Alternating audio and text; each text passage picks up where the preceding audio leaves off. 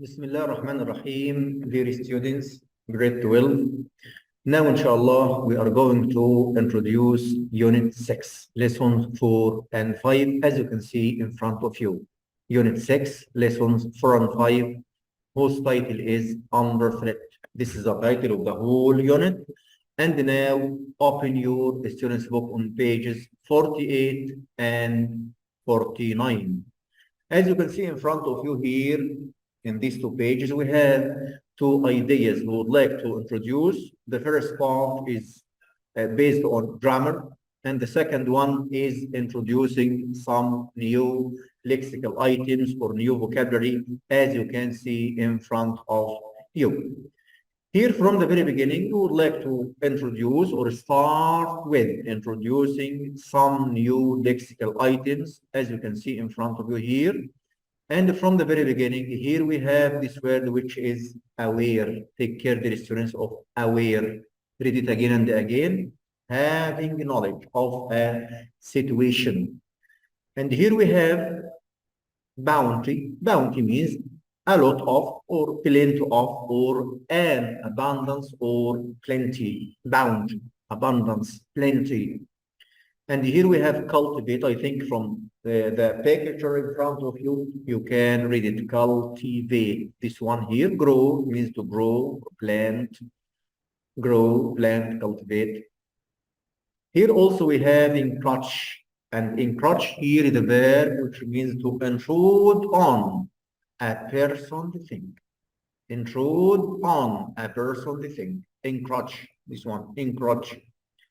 And here also we have grow, to become larger. As you can see in front of you here, dear students, to become larger over a period of time. Here also we have illegitimate, not authorized by the law. We can say illegal, something which is illegal against the law. So we can describe it as being illegitimate. Again, here we have nourishment. Nourishment is related to food, as you can see in front of you. Food that a person requires to live. And here we have recompense, reward. Recompense, reward, as you can see in front of you. And here we have reward, something given to you, or a thing given to you in recognition of service. Here we have trespass on, to make unfair claims on, or we can say take advantage of something. Take advantage of something, and unsanctioned, illegal. This one, and wealth, dear students, it means an abundance of valuable possessions. This is wealth. So here in this slide in front of you, we have all the new lexical items of the lesson of today, as you can see in front of you, with their parts of speech. So here we have aware, bounty, cultivate, encroach, grow, illegitimate, nourishment, recompense, reward, trespass on, unsanctioned, and wealth. Here, dear students, let's have a look at these ideas in front of you concerning introducing some grammatical points using must, can, and might. Take care, dear students. Here, we will start using must plus infinitive and must have plus past participle. Here we have to ask ourselves, what's the difference between must infinitive, must have, and past participle? The tense, only the tense. Here, present, and here we use it in the past. When do we use it? Things we are almost sure are true. Let's have some examples. He must earn a lot of money. Must earn. What about the second example? Must have come. What's the difference here? This tense is present, but this one is past. Things we are almost sure are true. What about can't? Things we are almost sure are not true. The same idea. Can't infinitive, can't have plus past participle. It can't be easy designing breakfast. They can't have finished their lunch. Can't be and can't have finished. What about might? When we are unsure whether something is true or not. He might be French. He has a strange accent. So here in this second sentence, might have got, might have got. What the difference between might be, might have got? The tense, as I told you before, might be present, might have got past. Here, when we are sure not, sure not sure. Sure not, we usually use can't, infinitive, can't have past participle, present and past. When we are sure, we use must plus infinitive or must have plus past participle. When we are not sure, we use might infinitive, might have past participle in the past here. So might infinitive, might have past participle. Look at this example, dear students. It can't be an interesting place to work. Can't be an interesting place to work. You have to choose here, dear students. You feel sure it is, you feel sure it isn't. Take care. Have a look. Take care. It can't be an interesting place to work. It's number two. You feel sure it isn't. It isn't. You can't. What about the second one? It must be an interesting place to work. You feel sure it is. So here, I think that if you know the difference between using can't, must, and might, you will answer it very easily. And so on. The crowds might have spoiled it for me. It's number two. You think, might. And here the second one, the crowds, as you can see, might spoil it for me. In might have spoiled, and here we have might spoil. Take care of the tense. In C, some people might have come from Africa. You think it was possible. Might have come. You think it was. Take care. You think it was. And the second one, as you can see in front of you, some people must have come from Africa. This number two, you feel sure it was possible. Another idea on grammar today, dear students, we have the passive voice. The passive voice is very, very easy and very, very important at the same time. We usually use it when the focus is on the action. Give examples. Have a look. The boys, dear students, here write stories every day. Here, we should start with the object, and we have to look at this verb, and then use verb to be according to the tense. So we can say stories are, as you can say, written, verb 3, past participle, by, in addition to the subject. So stories, this is present, we have to use are. After that, we should use the verb 3 or past participle of the main verb, write, written. Then you have to use by. After that, you have to use the subject. Then you have to complete the sentence every day. What about if the tense is different? Wrote instead of write. Here we saw wrote, or we can see wrote. Stories, we can't use are, but we can say were. This is the only difference here. Were written. What about this one? Are writing, we can say are being, and written. What about were writing, were being, and written? The same steps, only the tense is different. After that, dear students, we have some more example with other different tenses.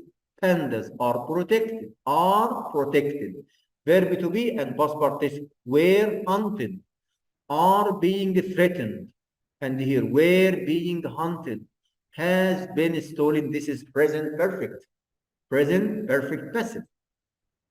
And here we would like dear students to circle the passive verbs here. Just circle. Were and found, like this. Are and protected, like this. Are being threatened, like this. Were being hunted, as you can see. Anyone they catch hunting bandits is punished, like this. Here have been said, like this. So you have to just underline the verbs in the passive form. Which tense? You have to see where found. Which tense? I think past simple. Are protected, present simple. Are being threatened. Have a look at it. Present continuous. Were being past continuous. Is punished present simple. Have been said present perfect. This is the idea here. So we underline verbs in the passive form and then we determine the tense of the sentence.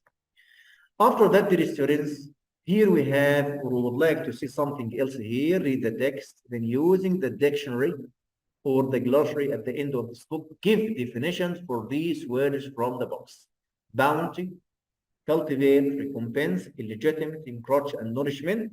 Let's have a look. Abundance, cultivate, grow, raise, plant, sow. Recompense, reward someone for effort. Illegitimate, not in accordance with accepted standards. Encroach, intrude on a person's territory or rights. Nourishment means food. What about this idea here? Here now match the words from exercise 1 with words in the box with the same meaning. Here we have reward, grow, unsanctioned, sustenance, wealth, and trespass on. Here, have a look. Reward, grow, unsanctioned, illegitimate, sustenance, nourishment, wealth, bounty, trespass on, we have encroach. It is very, very important, dear students, to concentrate on such exercises because they will help you a lot. They are very, very important and they will help you a lot. Now, let's go to study some prepositions here. Famous for, depend on, escape from, provide with, different from, interested in, keen on, full of, angry with, at, on a bus, get off the bus, agree with or at, trespass on, found in, the reason for, arrive in or at. And here we have some phrasal verbs: run out of, put up with, look forward to, keep up with, cut down on, fall back on, go along with, come up against, get rid of, come up with, reach out to. These are some of the prepositions which are very, very important. Here we would like to complete using for, from, in, of, on, or with. Human beings are dependent. Here, dependent on. Trees, here, pandas, climb trees to escape from. Eating plants provides us with. Here, provides with. The pandas is found in the forests, in China, as you can see, or over China, in the forests of, the panda is found in the forests of China. They are very, very important, also these prepositions. Now, let's go to give you or introduce some set book questions. This one, as you can see in front of you. Dear students, here, how can we protect rare animals like pandas? How can we protect them? First, we should stop hunting them. What else? We should put them in nature reserves. What else? We should stop deforestation. We should also protect their natural habitats. This is how to protect rare animals such as pandas. What important role do plants play in the environment? Are plants important? You have to ask yourself.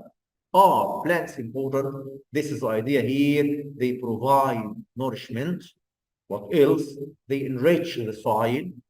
They produce oxygen. They provide medicine, oil, and fibers. These are, dear students, some of the ideas about the lesson of today, and this is what we have for today.